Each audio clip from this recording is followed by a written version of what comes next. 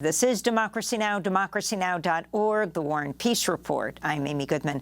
We turn now to look at the fight over raising the debt ceiling. On Monday, Treasury Secretary Janet Yellen warned the United States could default on its debts as early as June 1st unless the Biden administration and Congress reach a deal. Last week, House Republicans approved raising the debt limit, but only in exchange for sweeping spending cuts to numerous programs, including student debt relief, food assistance, Medicaid, and renewable energy.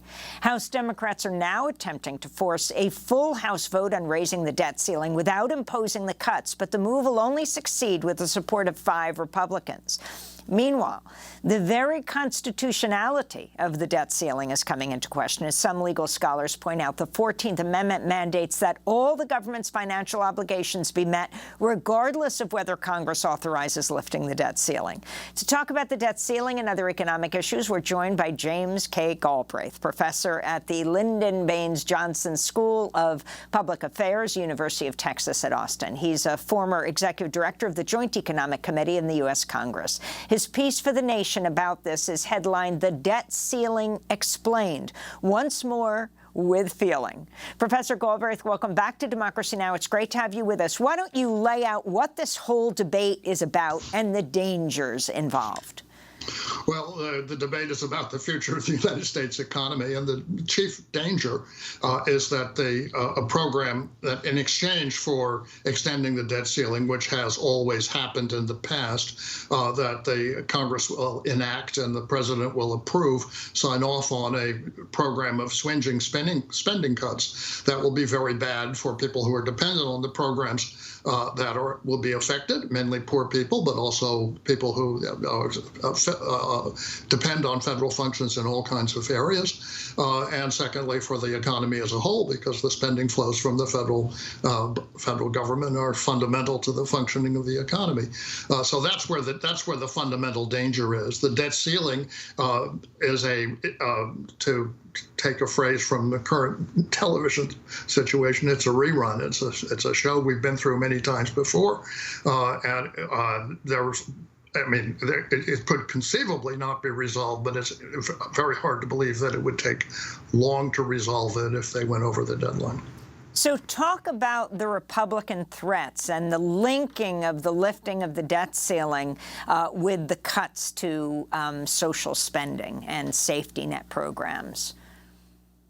Yes, that is the direction that we are moving in, is to have I don't think we will, I think the president's laid out a very clear red line that he would not support or sign an extension of the debt ceiling that was explicitly linked to those cuts. But that doesn't mean that the administration won't agree to those cuts as a separate political bargain as the debt ceiling is extended. And that's where the danger to the economy lies, the main danger in my view.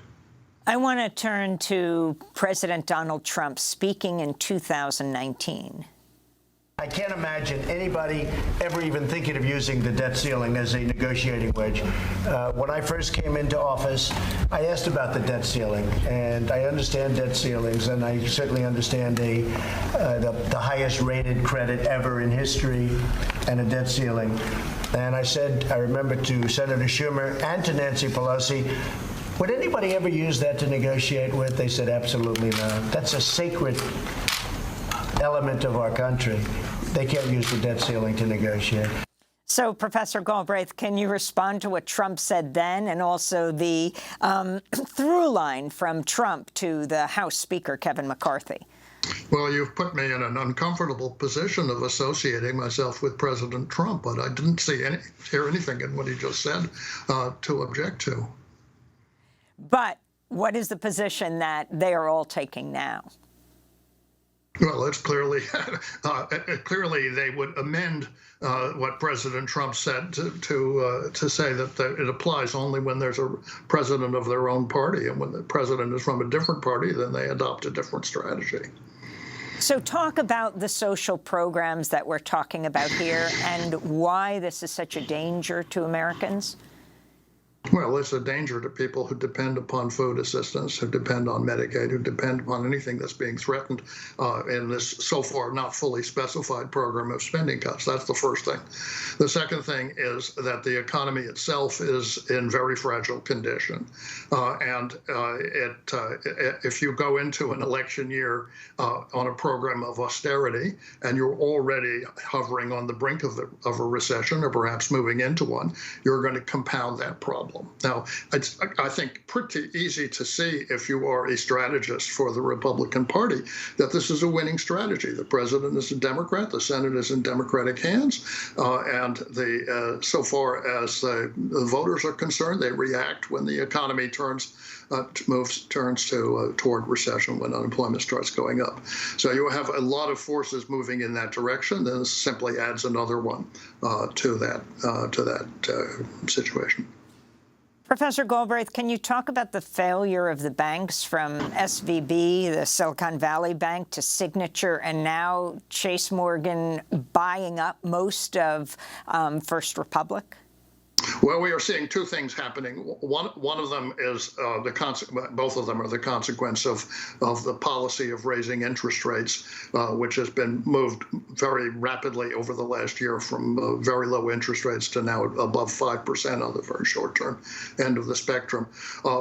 One of them is that the banks, which were exposed in one way or another because they had deposits that were largely in large quantities, not fully insured by the Federal Deposit Insurance Corporation, have seen deposit outflows. They've seen a fall in the value of portfolios that were heavily invested in long-term government bonds, which lose value in that situation. This is a consequence of the Federal Reserve's monetary policy, and it's affecting a large swath of the banking system in the United States. So that's one thing: is you have something which could develop into a fairly widespread set of banking problems. And the second is that the consequence of this is the increasing concentration of the banking sector. You see the First Republic was taken over by JP Morgan Chase. We're seeing effectively consolidation of the banking sector in the hands of the largest and most powerful banks. And what's the danger of that? The danger of that is the danger of concentrated corporate power, particularly in the hands of a handful of bankers. I mean, after all, it was only a little more than a century ago that J.P. Morgan himself had a very high degree of control over the financial system of the country. We're now moving back toward a system in which the bank that bears his name is in practically similar position.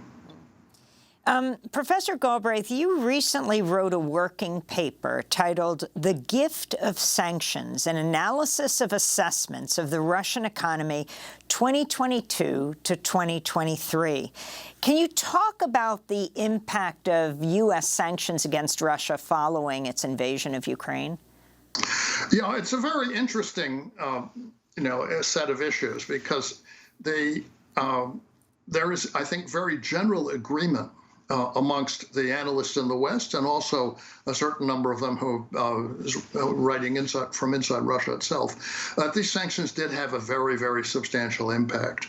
The question is, what was the nature of that impact? And the Western analysts, the ones that I read and assessed, argued that the effect was to destroy the Russian economy, was to render it irrelevant. It was that the Russian economy was imploding.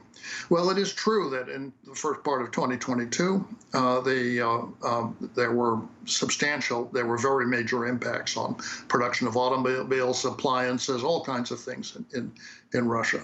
The question is whether the Russian economy had the capacity to adapt, and the evidence is at this stage that it's adapting quite well to the sanctions, and that in fact what the sanctions did was to open up for Russian companies essentially to take the place of the Western ones who had previously held dominant positions inside the Russian economy, and that process is underway.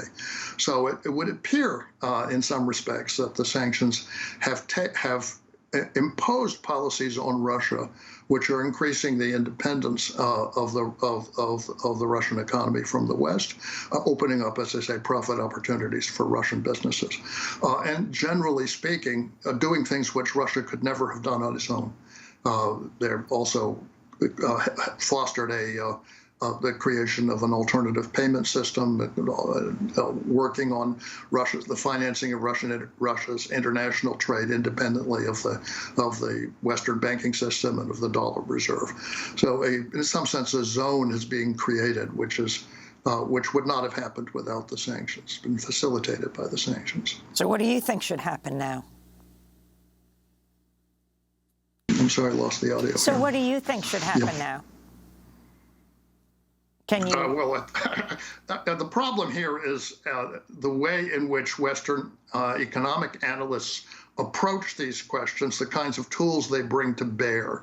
They have the facts, I think. They apply an analytical framework which leads to the wrong conclusions. So what should happen first of all, foremost, which is necessary in a number of areas, is to change the way we think about these questions, to re-examine our own assumptions, our own theoretical frameworks. That's first and foremost what we should do.